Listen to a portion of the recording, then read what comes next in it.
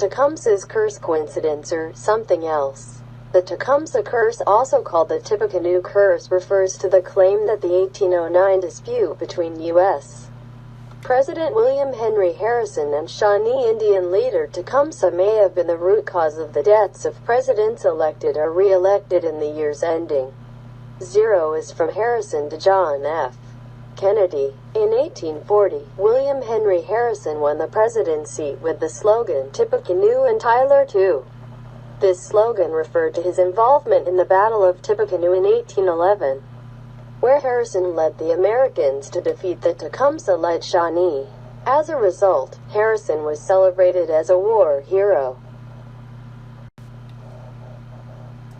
Tecumseh's hatred of Harrison dates back to 1809 when he was governor of the Indiana Territory, when Shawnee was negotiating a treaty with the Indians in which large tracts of land were placed for the U.S. government.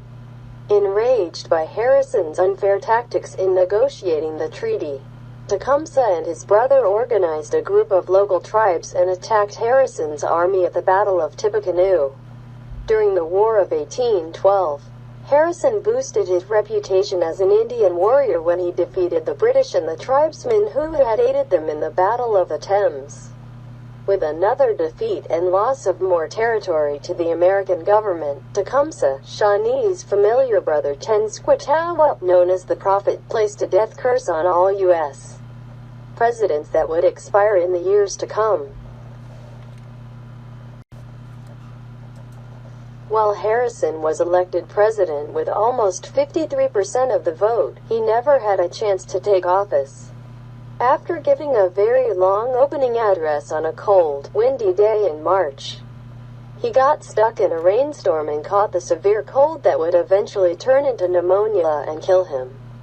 He presided for only a few short weeks, from March 4th to April 4th, 1841. His death was a model in the long series known as the Curse of Tecumseh or the Curse of Tippecanoe.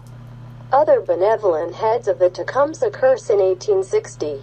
Abraham Lincoln was elected as the first person to run under the Republican Party. The United States quickly plunged into the Civil War that would last from 1861 to 1865. On April 9th, General Robert E. Lee surrendered to General Ulysses S. Grant, thus ending the rift that was tearing the nation apart. Just 5 days later, on April 14, 1865, Lincoln was assassinated by Southern sympathizer John Wilkes Booth. James Garfield was elected president in 1880. He took office on March 4, 1881. On July 2, 1881, Charles J. Guiteau shot his president, which resulted in his death on September 19, 1881. The mentally unstable Guiteau was upset that he refused a diplomatic assignment. Garfield management. He was eventually hanged for his crime in 1882. In 1900, William McKinley was elected to the second term as president. Once again, he defeated his rival, William Jennings Bryan, just as he did in 1896. On September 6, 1901, McKinley was shot by Leon F. Czolgosz. McKinley died on September 14. Czolgosz described himself as an anarchist and confessed to killing the president because he was an enemy of the people. He was electrocuted in October 1901. Warren G. Harding in 1920 is known as one of the worst presidents of all time. Scandals such as the Teapot Dome and others overshadowed his presidency. On August 2, 1923, Harding was visiting San Francisco at a terminal journey memorial to meet international people. He suffered a stroke and died in the Palace Hotel. In 1940, Franklin Roosevelt was elected to his third term as president. He would be re-elected in 1944. His presidency began in the depths of the Great Depression and ended in World War II. It ended shortly after the fall of Hitler in World War II. He died of a cerebral hemorrhage on April 12, 1945. It counts as part of Tecumseh's curse, as one of his terms is chosen in a year ending in 0.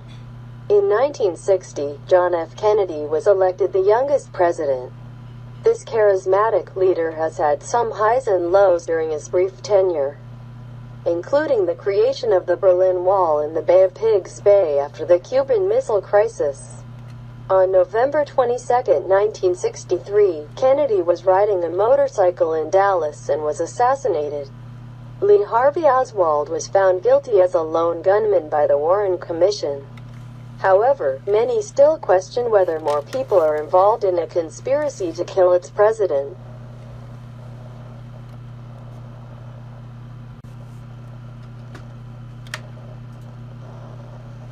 Break the curse. In 1980, Ronald Reagan became the oldest man to be elected president. This actor-politician has also had highs and lows during his 2 terms in office. He is seen as a key figure in the disintegration of the former Soviet Union, but his presidency was tarnished by the Iran-Contra scandal. On March 30, 1981, John Hinckley attempted to assassinate Washington at Reagan. Reagan was shot but managed to survive with prompt medical attention. President Reagan was the first president to deceive Tecumseh's curse, ultimately breaking him for good. President George W. Bush, elected in the curse-active year of 2000, has suffered 2 assassination attempts and several allegations in his 2 terms in office. While some damned devotees argue that the assassination attempt was their own, Tecumseh's work, every president since Nixon has been the victim of at least one assassination plot. President Donald Trump, elected in 2016, is exempt from the curse at least for a first term. The next presidential elections will be held in November 2020. Tecumseh will be watching.